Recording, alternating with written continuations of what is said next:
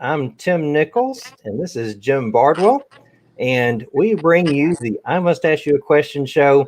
I'm with 3 million%, and we work with business owners, entrepreneurs, and professionals to help each other grow by sharing our victories, our challenges, and our experiences. And I'll let Jim talk to you about what he does at Fiber Protector America. Well, thank you so much, Tim. Jim Bardwell. I am the Executive Director of Sales, Marketing, and Education for Fiber Protector America. Fiber Protector America's mission is to provide unparalleled access to the world's most technologically advanced and environmentally friendly protection system. We do that through a network of fantastic providers all across the United States, Canada, Mexico. We've even got people down under in Australia and New Zealand. So if anybody wants to learn more about protecting their fine textile assets, I'm the guy to call. I got to tell you, Jim, we sure did miss you last week. I really enjoyed having Jeff C. on here, but we missed you. Well, thank you very much. Thank you very much, Tim. I missed you guys as well. It would have been a bit difficult because this time last week, I was rolling through Missouri. Yeah. On my way to Boise. Yeah, Rebecca and I relocated from beautiful Tennessee to certainly beautiful in a different way. It's a whole different environment out here. But as I'm sitting here with you, Tim, looking past my camera, I'm looking at a set of beautiful mountains. So we're excited to be out here in the mountain time zone. We actually have mountains. Yeah, so I'm out here now at our corporate headquarters here in Boise, Idaho. Well, and what gets me is it's so much cooler there. And you say, well, it's warm, but you said no humidity? No humidity, no humidity. I tell you, humidity has been the bane of my existence since I first tread on this little terra firma. But I was born and raised down in South Louisiana, and man alive, humidity down there takes on a whole different relationship with you. It really does. It's a partner in misery. So yeah, I don't mind. I'm not missing the humidity whatsoever.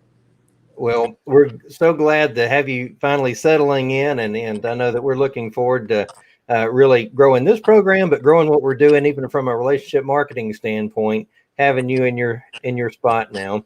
Now, because of a move like that, I could see where that would be stressful, right? 4 days on the road. Oh man, Tim, it was a cakewalk. What you talking about? I didn't even break a sweat. Yeah, and if our listeners believe that one, right? We got them some beautiful property we'd like to talk to them about in Arizona, right? So yeah, no, it certainly was stressful, but I tell you, it was also one of the best experiences. And isn't that funny how stressful things, we look back over our life, life's not so much fun when you're in it, but then when you get past it and you look back on it, the very thing that you thought, man, this is going to be the end of me. I can't go on. I can't go through this. You look back and you think, oh man, I grew so much and I gained so much wisdom and knowledge and experience. And the trick, I think, Tim, a lot of times is trying to maintain that awareness when you're in it. Yep, that's exactly right. That's exactly right. We had some bad storms blow through last night, and big limbs were falling on a roof and stuff like that. I actually did a little video from the closet to I guess give an example. But I think a lot of times when it gets to storming and we go through something, I think it's natural, especially as business owners and entrepreneurs, to try to run to the closet, right? Because you fear, you hear the limbs crashing and stuff like that, and you're thinking, man, this is worse than what I thought. And so you want to protect yourself. And a lot of times we just internalize or something like that. It could be going into a mental closet or a mental safe place, right? But today we're going to talk to our audience about quick tips to reset your mindset. You said you had some experiences with this, right, Jim? Oh man, do I have experiences with this? Again, and I think I might have mentioned this on one of the other calls. No one goes down to the library or the bookstore and goes over to the section where they have the biographies, right? And you go up to the bookseller and you say, hey, listen, I'm looking for a story about someone that's very boring, just went to school, married their high school sweetheart, raised 3 kids. Nothing bad ever happened. They retired, moved to Florida, played shuffleboard, and passed away, and that was their life. You have a story like that? They would look at you like you were crazy. That's because right. nobody writes books about lives like that, right? That's not what you want to read about. You want to read about someone who went through trials and troubles and ups and downs and success and challenges. Yet we all like to read about that, but we don't want to experience it. And so what's really helped me adjust my mindset, in other words, the way that my mind is looking at something, is to realize that this is actually the way life is supposed to be. Tim, you live in northern Texas. It's supposed to do what it did last night every once in a while, That's right? right. That's not something strange. And I think that's the biggest problem in America today is we think that adversity is somehow strange, that adversity is weird. And, I don't know about your grandparents, but my grandparents, adversity was a very normal thing. It happened all the time. They didn't try to avoid it. They didn't try to, when we live in America, we live such a sheltered life, if you really think about it, where no adversity, no really bad things happen. And we just think, everything's always going to be okay. And so for me, the first step to adjusting my mindset was it's okay that things don't work out. It's okay that, that you're going to face a challenge today, That's right. because you're writing your book. You're writing your book, man. And who wants to read a boring book? Who wants to hear a story of someone's life where nothing ever happened? Last week, I just had an adventure with my wife. I could write a story about it. It was 5 days on the road in a truck traveling across the country. We had storms. We had beautiful sunrises. We saw scenery we'd never seen before, right? Right. And none of that would have happened stress-free. That's just silly to even think, to even let your mind, to even imagine that would be stress-free.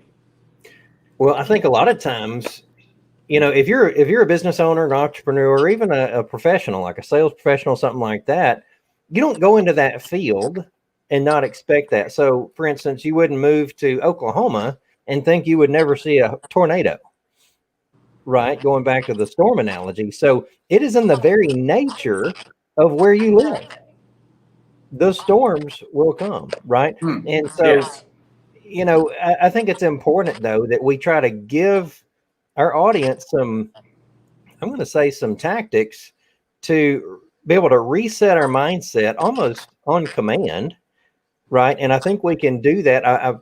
We've got some tips, but one thing I'd like for our audience to do is if you've got questions, ask us in the comments, right? If you've got questions over maybe some things you're going through or what feedback we might even be able to give you on a storm you're going through right now or potential, but we'd love to give you feedback. Also, let us know you're listening. So chime in on the comments and let us know where you're listening from. We'd love to hear that.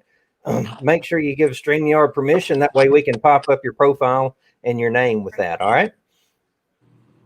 But something that I wanted to get into, I guess one of the quickest things we could talk about how to tactically maneuver is review why you did this.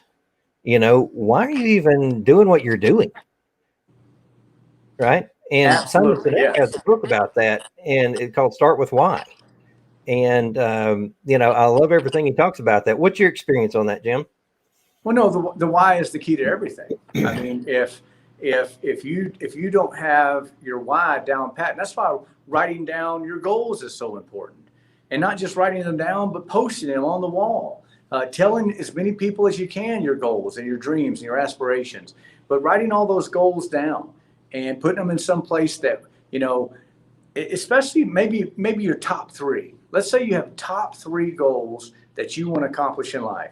You should have those at your workstation. You should have a copy of those pinned to your rearview mirror in your car. You should have a copy of those on your phone. You should have a copy folded up in your back pocket. Because when you hit that wall, when you hit that reason that makes you go, why am I doing this? right? Those words come, why is this happening to me? Why am I experiencing this? Answer yourself. Okay. Whip out that piece of paper. That's why. You know, Yep. I was coaching a young man one time, and he wanted a new car. That's what he wanted a new car more than anything in the world. That's what he had as he. I said, put together your goals, man. He had that wrote down, that top number one, before I could even get it out of my mouth, right? And so within days, he was frustrated, and he decided, well, maybe this isn't for me, right? Why'd you start this? What happened to the new car? Now, see, the challenging thing about him is it was easy for him to forget about that new car. You know what? My old truck I got's fine. It's good enough. I'm okay.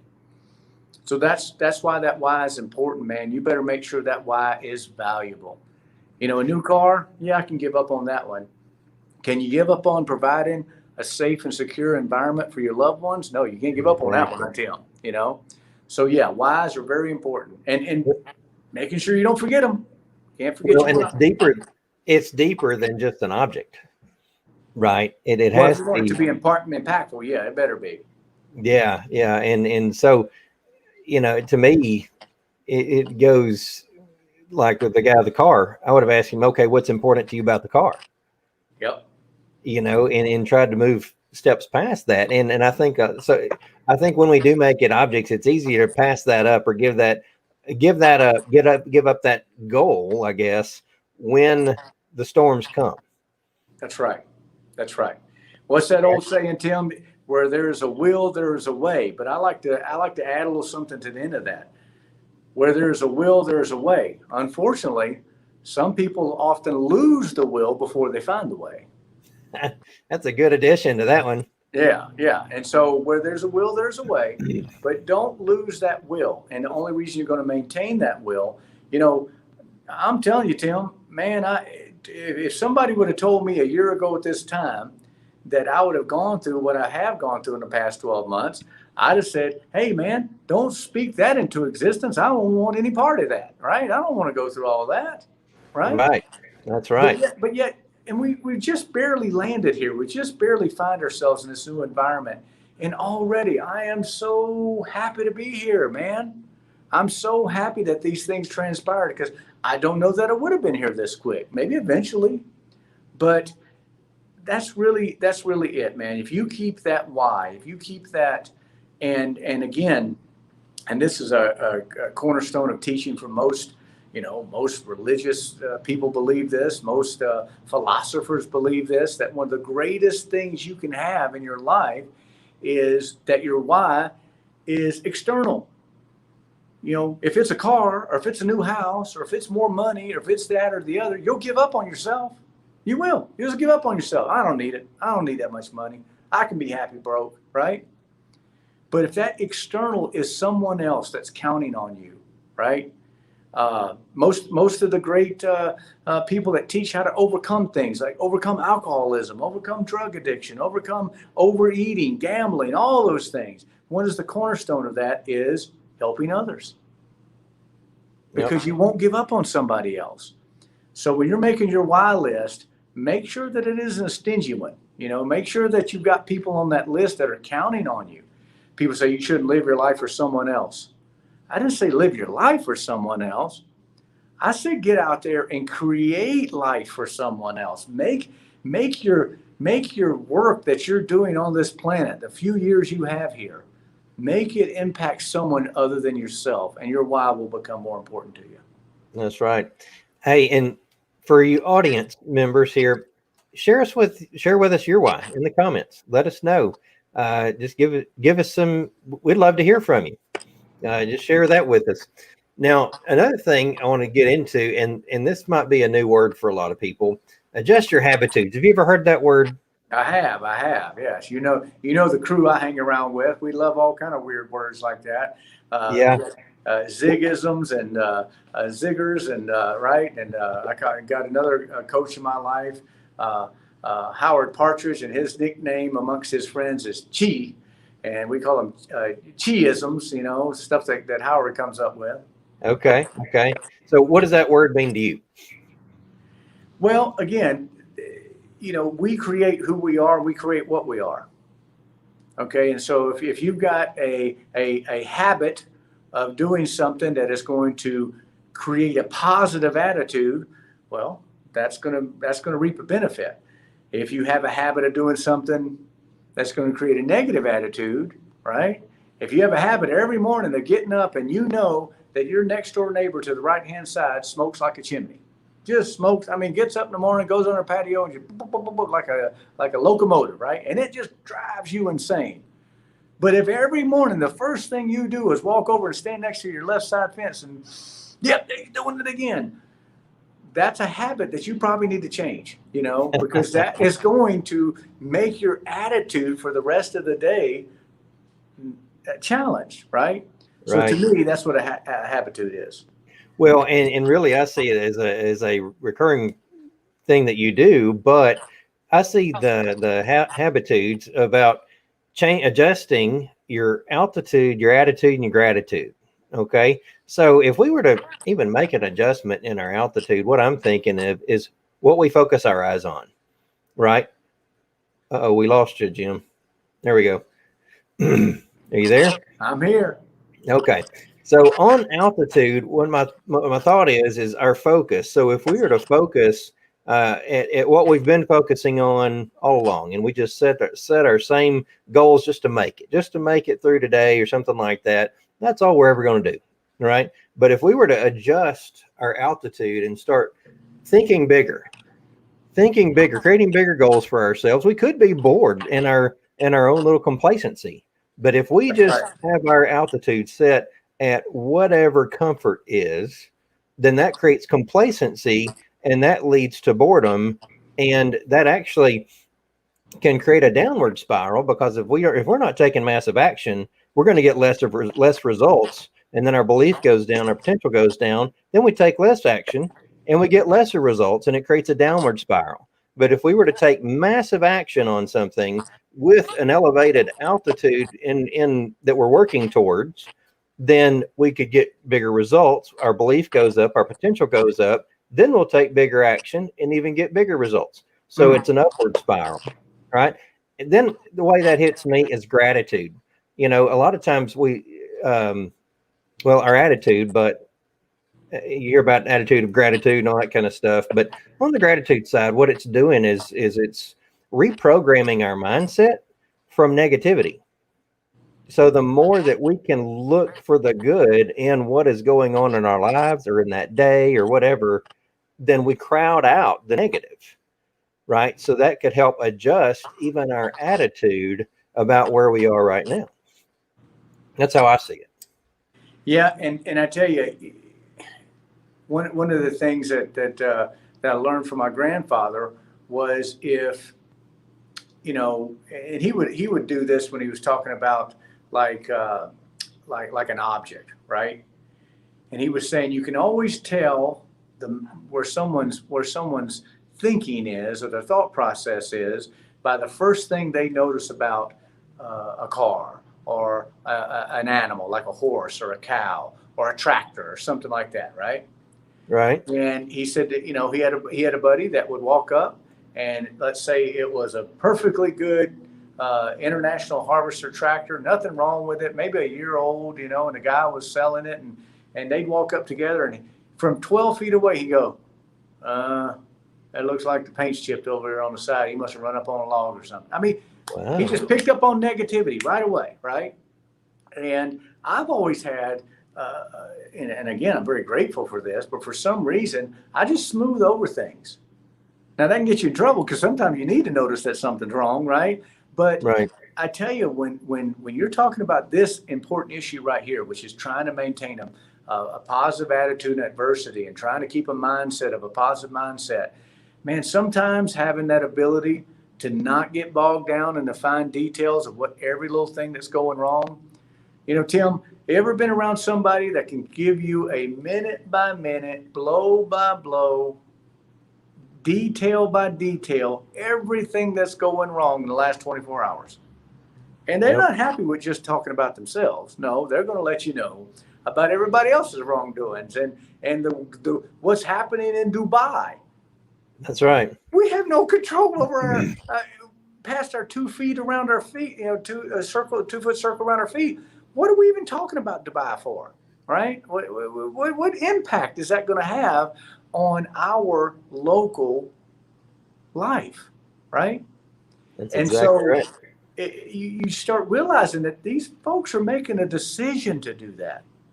They're making a decision to concentrate on the negative, concentrate on, and I think we're going to talk about that a little later about making a decision on what you're feeding on and what you're looking at, right?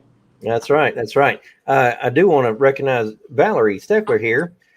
She's with Edward Jones in Victoria, Texas, and she said, "My why is I want to help people reach their financial goals while creating a career where I'm also able to be present as a mother and wife." Excellent. Excellent. Glad to hear that. Thank you for sharing that, Valerie. Valerie, that is a fantastic why statement. You know why? I'm going to tell you why. Well, I just said why a whole bunch there, didn't I, Tim? Okay, so why is that a good why statement? Well, look at this. She says, I like to help people reach their financial goals. She didn't say my financial, she said theirs. So now she's talking about other people. And it also allows her to be present as a mother and a wife. So now she's talking about her children. Now she's talking about her husband, right?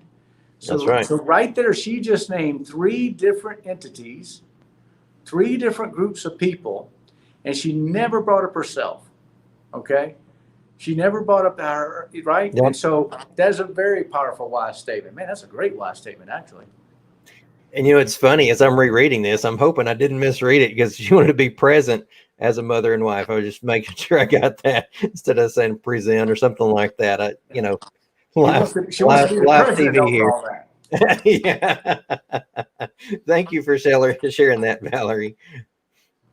So, something else I wanted to get into here was how to change your state. I mean, how can we just flip that switch, how can we give them the tools to flip that switch, right? And something I learned from actually Tony Robbins on this deal was 2 ways to change your state or to change your focus and your physiology.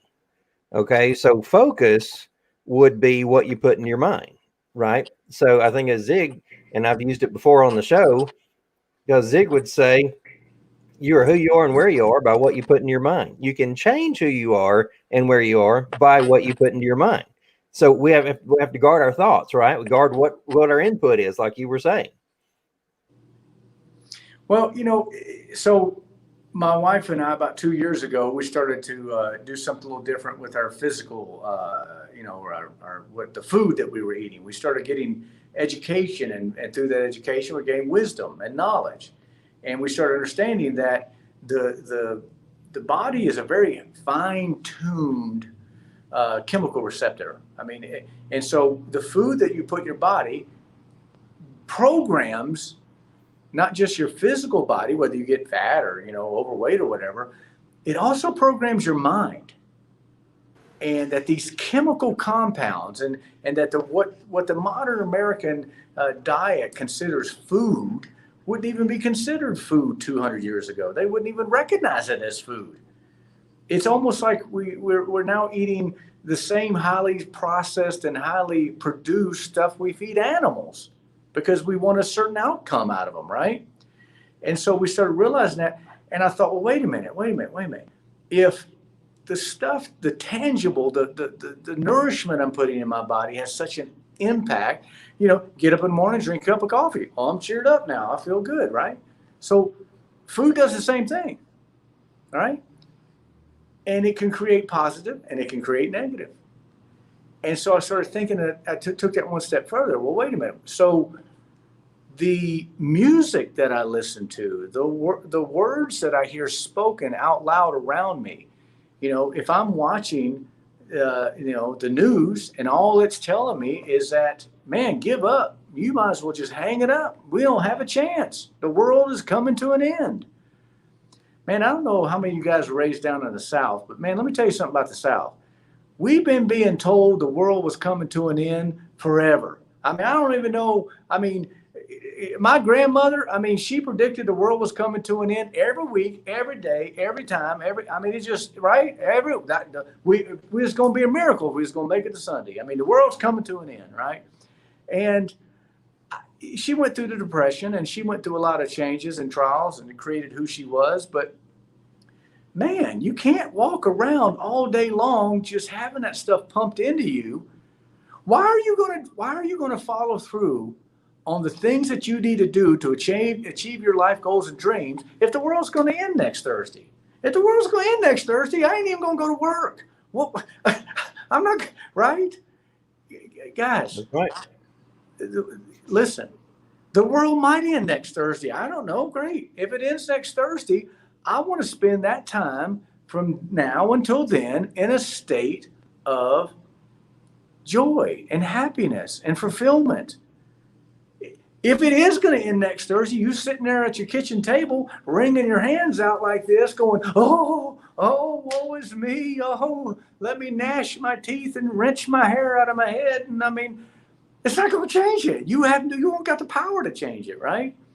So, and I'm telling you, man, if you paid attention, I'll challenge our listeners to something, Tim, if you don't mind. I'll challenge them to something. Go ahead. Get a big piece of paper, lined piece of paper, and create what's called a input log. Okay? And you start keeping track of what you're putting into your mind. You start keeping track, Listen, I'm a child of the 80s, man. I love classic rock and roll, man. I love that stuff, Now, a lot of those lyrics, man, hey, get on your motorcycle and ride into a brick wall. I mean, there's just all kinds of crazy, you know what I mean? And so, but listen, I'm not saying stick your head in the sand and don't live your life, but at least be balanced. If you're gonna watch a television program about the end of the world, then why not watch something about building a new house or, creating something? At least treat it like a bank, right? You can't just withdraw from a bank. You have to make deposits every once in a while, And so even if I just say, well, wait a minute, I'm going to take 5 minutes this morning and I'm going to listen to something positive. I'm going to listen to somebody who's happy, who's fulfilled, who has a mission in life that they're excited about it and they want to accomplish it, right? If I can't, you say, Jim, I don't watch the news, I don't listen to radio, but you can't help it. It's all around you. Everywhere I go, I run into negative. Then change where you're going. Do something about it. If you say, oh, you don't know, Jim, I go into the office and everybody I work with is just a bunch of negative Nancys. I mean, just negative Neds. That's all they do is talk about. Well, then guess what? When you get off of work, go someplace that's full of positive people. We ain't got nobody in my town like that. Well, guess what? We live in a modern world. Tim, where are you at right now? You're in Texas, right? That's right. I'm in Idaho, right? There's no excuse. You can find positive people. You can find them and you can associate with them and interact with them. And like I said, I'm not telling you can create a perfect world where you're not exposed to any negative energies, any negative vibes, any negative influences. That's just silly to think. But man, at least make a stab at it and say, I'm at least going to counterbalance that with positive input.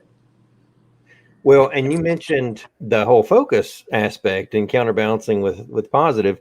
I really think that, focus is just one aspect because physiology is quite another. And of course, that could be exercise or something like that, but it doesn't have to be just going to the gym or calisthenics or anything like that. It could be taking a hike or something along those lines.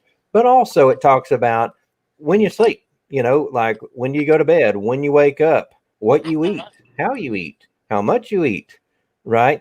And so you were mentioning some of those things, but those are physiological things that could change your hormone balance to actually change how you view yourself, how you think. And if somebody is on let's say heavy medications, they're going to view the world much differently due to the chemical compounds in their body than someone who runs 2 miles, every other day and lifts weights every other day or something like that, or who takes hikes or does yoga or something along those lines. So you can actually change your mental state by changing your focus or changing your physiology. And again, that's the tricky part, isn't it?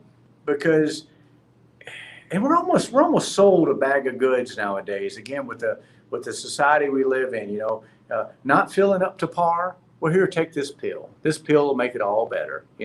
Not feeling like, well, then drink this drink. You need to lose weight? Well, drink this drink. I feel like it's like our entire world has turned into Alice in Wonderland, right? The world isn't what you want it to be. Well, then take the red pill. The world isn't what you want it to be. Take the blue pill. Take this pill. Drink this. Read. And now, don't get me wrong. Listen, I am very, very, very happy to live in them. I'm a bit of a historian, and people say, "Oh, I would love to live in the Victorian times." No, you would not. No, you would not.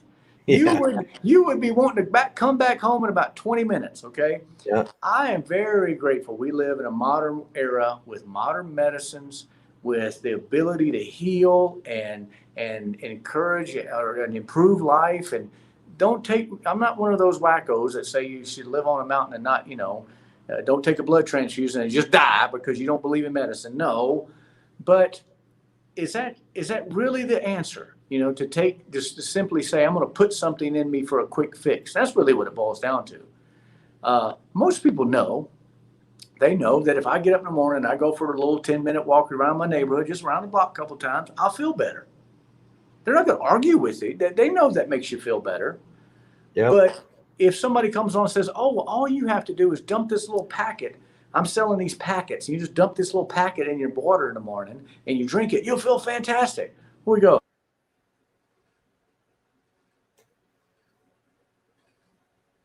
I think we might have lost you. I'm back. Okay. I think I'm back. I can hear you. I can see you. Yeah, I can't see you though, but we can hear you. Let's see. Turn the cam on. Well, the camera's not working now for some reason. What is going on here? Camera. That's all right. We'll make it work. You can play with it while we talk. Yeah, that's fine. Go ahead.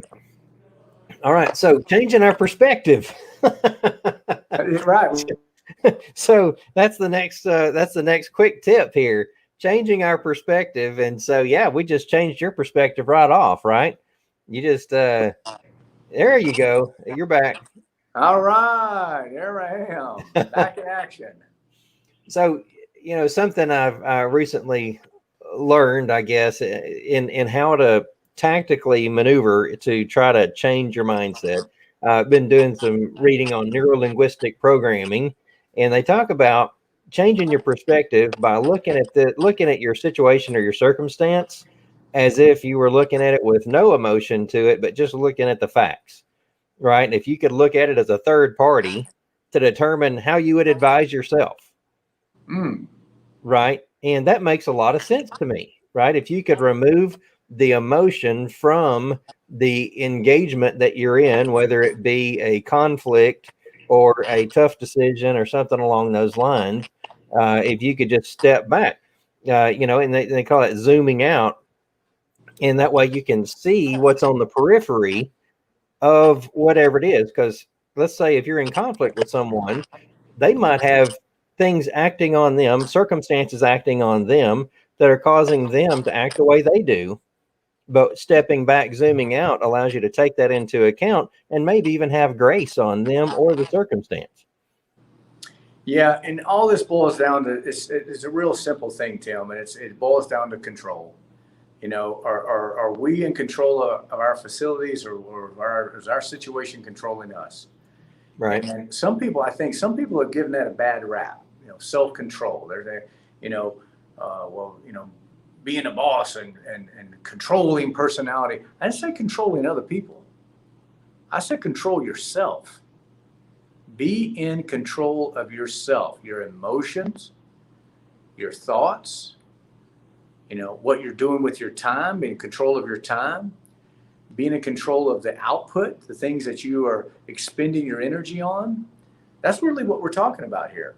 Most of the time when I talk to someone and they're having a bad time in a situation, it is because they are not in control of their facility. They're not in control of them. They're just letting them roll with the dice, man. They're just blowing and going, huh, Tim? I mean, they're just whatever, and you just look at them, you go, I mean, you see it. You see people, and you go, man, they are out of control, right? They're just completely out of control. Look at them. And that's never a good place to be. If you look at all those, you remember I talked to Tim about the bookstore, that we want to read a story of adventure and all that. If you read those stories, the one common thread in those books is often that those people were in control of themselves. They might not have been in control of their environment, but they were fully in control of themselves. That's right. And another thing, if you felt like you were questioning your not control, but whatever their circumstance is or their environment, gosh, that's what 3 million%'s about, is peer advisory groups, right? So you could actually step back and say, hey, can y'all take a look at this with me and tell me what I'm missing? Tell me, maybe give me some ideas or ask questions or something along those lines that I can use to better interact with this, right? To better come to a solution. And so that's another aspect of changing that perspective. Now, here's something else that I don't know, I don't hear too many people talk about, not in my circles anyway. But I don't do very well with journaling. Do you? Well, it's something I've struggled with because, again, I'm a much more visual person. I'm a much more interact with people, live interaction. I like to read.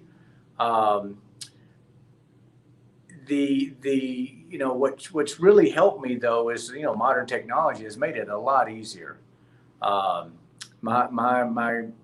oldest son just thinks, my youngest son thinks it's so hilarious how I love text to talk, right? I love it. I mean, I do.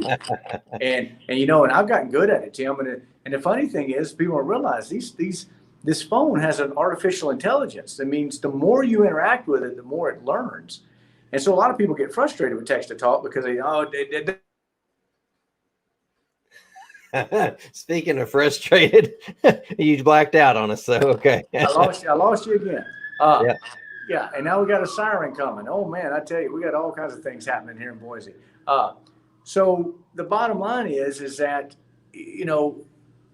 if journaling has a value to you, and for me, so now on my notes, I don't know about you, man, but my phone, it's probably going to run out of room pretty soon because I've got so much journaling on my phone.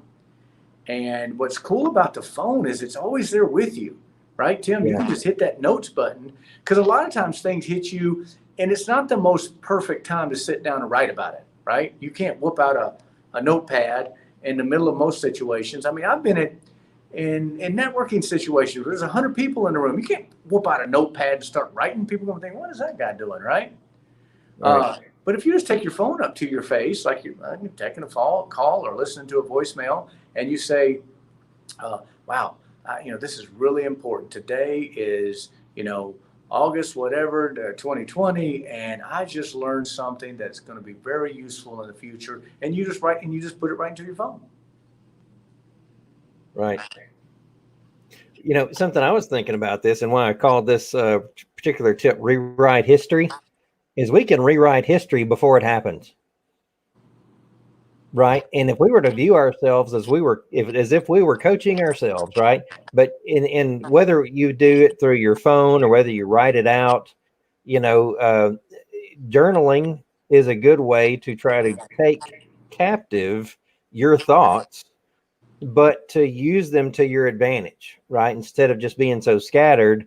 So my thought here was, I took an idea that we use with our inner circle peer advisory groups, and we have calls every other week where they have a certain amount of time, but they give a success from the last 2 weeks, a current challenge, and then what can we do to help them, right? So if we were to take that and look at that from our own perspective in our own journaling, if we were to look at maybe the day or a circumstance or a project that we were working on, if we could write out successes from that, look for successes that we've had in the day or in the circumstance or in the project, right? Then if we could write out our challenges and then write out possible solutions that we could do to help ourselves, but do that like every night before we go to bed, that would actually help us set ourselves up for success on the next day or the next time we engage that circumstance or project. What do you think of that? Oh, it's absolutely the key to everything. I mean, if you have a goal, you have an idea where you want to go, and something's happening, like I don't know, maybe a global pandemic, right, Tim? I mean, I don't know. That seems like something that could happen. Never thought it would, but it can now. Now it's definitely in the realm of It's a possibility. thing. Yeah. So if you say, well, I had these goals and this thing's come along and it's stopped me, it's prevented me from achieving them. Well, then maybe sit down and say, okay, what would this year have looked like had that not happened? What would I have done differently? If I'm blaming my circumstance on this thing that's happening, that's causing me this challenge and these trials and this this heartache, right? Mm-hmm. Well, now let me just write out a story that it never happened. And I was able to accomplish this year exactly what I thought I would. How would that have looked? What would you have done? And then do some soul searching, look inward and say, what about this has prevented me to do these things that I would have done? And that can be a very sobering thing. That can be something where you realize, well, wait a minute. Like for me, I had these goals, and part of accomplishing those goals is I would have had to talk to, so many 100 people, right? Mm-hmm.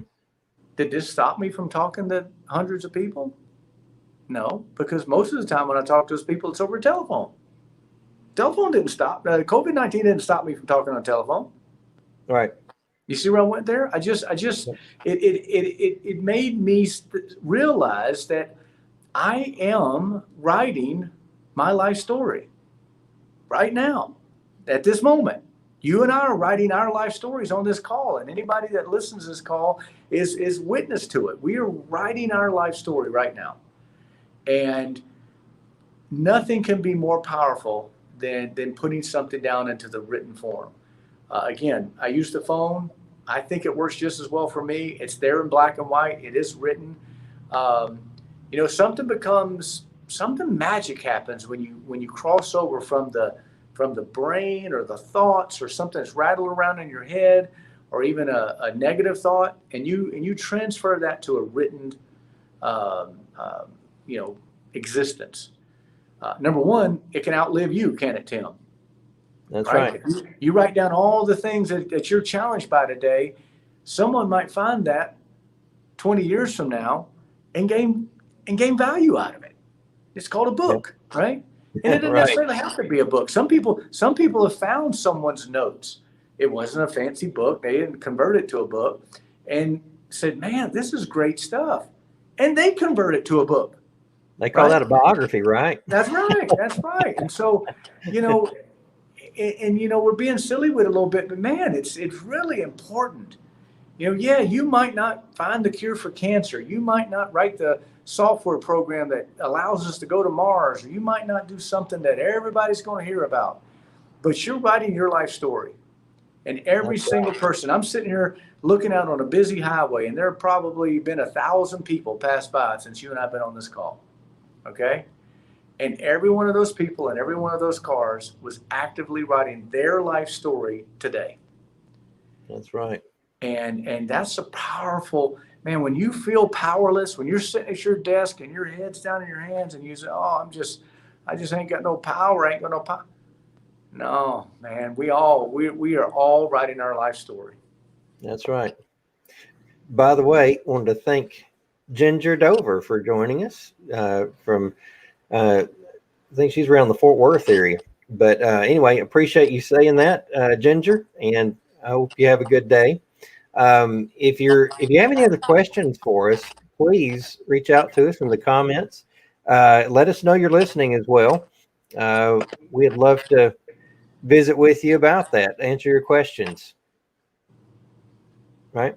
Um, so any other thoughts on this, Jim? I mean, I agree with you. Writing a life story. I mean, that's what we're doing, and it's really up to us to create this story. But so much of that, let's see, what was it? I think it was Zig Ziglar that talked about how if someone were to get upset with us, and like let's say in traffic, and they were to honk at us or try to run us off the road, you could actually wear that all day, not knowing where they might not even think about it again. But if we were to let them have control of our mind, we might hang on to that all day and it ruin our day, right? Do you remember anything about that? Oh yeah, that's, and again, it boils down to that simple decision when we wake up that morning, we say, am I going to be in control of myself, or am I going to let the world control me? I'm going to relinquish control to that guy at that intersection that cut me off. Am I going to relinquish control to a virus that I have no control over, right? I do Right. have control over myself. If anybody listening to this call or joining with us on this call, look down at your feet. Okay, just look down at your feet. You know what you have control over? About a 2-foot circle around your feet. Because that's about as far as the average person can reach out and snatch somebody. Okay? Short of that, once you get past the 2-foot circle around your feet, you really don't have control over that. But what's brilliant is so much of what we consider challenge happens within the 2-foot circle. What is that saying, Tim? You're your own worst enemy. We really, truly are our own worst enemy. We can say it's, oh, well, this person's doing that, or that person's doing this, or the government's taking this, or the taxes and the city won't give me my sign permit, and yada, yada, yada. Man, all those, that's just life, man. Washers and dryers break down. Cars have flat tires. Little dogs that we got and we fell in love with and raised from a puppy and they run out the street and get run over, man. That's stuff like that happens every single day. Guys, I got some, even the, guess what? We die, life ends, and loved ones that are in our life are going to pass away. All of those things are guaranteed to happen. As a matter of fact, none of that is guaranteed not. It's the opposite. All of that is guaranteed to happen. And so much of that I just talked about, we have no control over. We have no control. We can't control that the washing machine breaks. What we control is our reaction to it and what we do with it. That's it. And I think what it is people know that. I think deep down inside, Tim, we all are aware of that. And what we like to do is utilize stuff that happens on the outside as an excuse to be lazy about it, to realize that, hey, you know what? I lost my job. So everybody will be pretty understanding if I have a really bad attitude today because I lost my job. I've known people, Tim, that have lost everything, not just their job, their fortune, their job. I mean, wife left them. I mean, everything. I mean, they just lost it all, Tim. And guess what? They had a great attitude about life. And they inspired me, and they made me look at myself in the mirror and say, how dare you think you got a bad day today, right? That person went through 10 times worse than you've ever gone through. And look at them. They're living their life, and they're happy, and they're fulfilled, and they realize the value of the time we have on this terra firma. And that's really what it boils down to, Tim. And it's a very personable thing. You and I could sit here for 8 hours and talk about this. It really boils down to the people that are watching this, looking in the mirror and saying, I am going to be in control of my mindset. I'm going to be in control of the influences. I'm going to be in control of my attitude. I'm going to be in control of the food I eat, the beverages I drink, the TV shows I watch. I'm going to be responsible and be in control.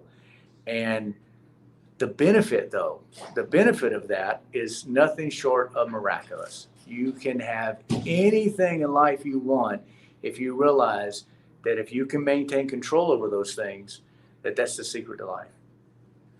That's right. And they say you're the average of the 5 people that you hang around. I think I've heard that before. So we have to watch who's speaking into us as well, right? So so I'm glad to have you on the call with me and have you as a friend, Jim. maybe I've upped my average. Well, I feel the same way, Tim, and I am a firm believer of that. And again, there's sometimes people in our life that we can't really, we're both, our family's our family, right? I mean, our brothers and sisters, and those are things of birthright. You can't change it. But 90%, probably more than that, probably 95% of the people we spend time with is of choosing. We choose to spend time with them. There's nothing more comical than to me to meet somebody who sits and complains for 25 minutes about the people in their life. I say, you got a picture of them? And they show me, oh yeah, I got a picture of them. Here they are right here. And their phone's full of them. Their phone is flat full of pictures of this person, right? This person has caused them all this challenge and heartache and issue, right? Oh, I got all kind of, and I look at the picture real hard, and I look, and they say, what you looking for? I said, I'm looking for the gun and handcuffs. They said, what do you mean the gun and handcuffs? I said, well, you must have a gun and a handcuff to keep you bound to him, right? If this person's caused you so much heartache and pain and anguish that you're justifying being miserable in your existence for it, that person's got to have some kind of hold on you, right? Right. Do you owe them a bunch of money? I mean, what? Why not just delete them out of that photo lineup, right? Right. And now listen, there are people that come into our life that they're there for their benefit, not yours. They might be in your life because you do need to be their friend. You do need to show them passion and patience and love, right? I'm not talking about that. I'm talking about the people who walk around in a state of misery and justify it because, oh, this person drives me crazy. Tim, if you had to have this person as a friend, you jump out the bus. I mean, you jump out the window of the bus going down the interstate. You wouldn't put up with it. And you want to look at them and go, well, then why are you putting up with it, And Right. Again, it's just another example of us, I think, let's be honest with ourselves. Maybe we're just using that as an excuse for our unhappiness. Yep. Well, audience, I encourage you to keep the conversation going in the comments. Feel free to ask us questions through that. I know that Jim and I both are glad to respond as we can. And so we do encourage you to learn more about what we do and how we do it and how we create this peer advisory program and how we coach into others. And really on the recorded version, click the learn more. You got a free book offer in the learn more part, but we do want you to join us next Monday for our show at 2:00. We're on every Monday at 2:00 on the 3,000,000% Facebook page. But thank you for joining us. Jim, any parting words? Man, go out there and have a fantastic week, and I look forward to seeing everybody next week. Excellent. Thank you very much.